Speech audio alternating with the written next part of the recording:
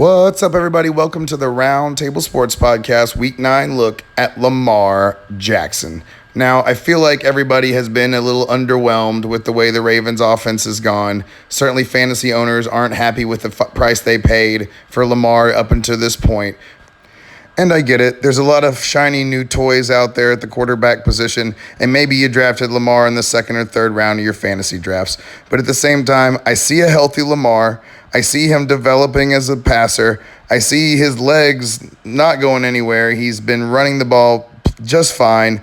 It's just a question of the offense and what the opportunities that it's been creating recently.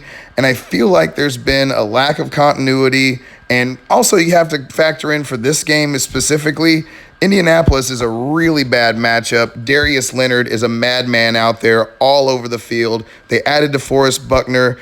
They've developed some younger guys across the defensive line, and it gave the Ravens a little bit of a fit. They couldn't run the ball exactly how they would like. Now, Lamar had to put more of the game on his shoulders at that point, but you know what? That's what you want for fantasy purposes.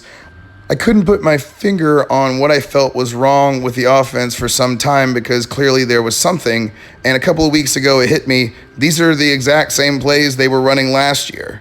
And then Lamar comes out and says, hey, they're calling out our plays. They know what we're running. And that's a big problem in the NFL. The NFL has had time to adjust to this option game.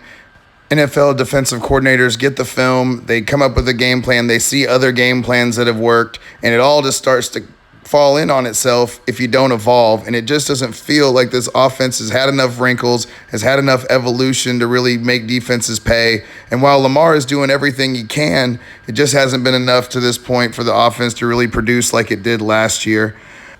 Lamar gets Cleveland, Jacksonville, New York Giants in the playoffs. So you got to ride him for fantasy purposes. Download the podcast to hear the rest of my thoughts on this game.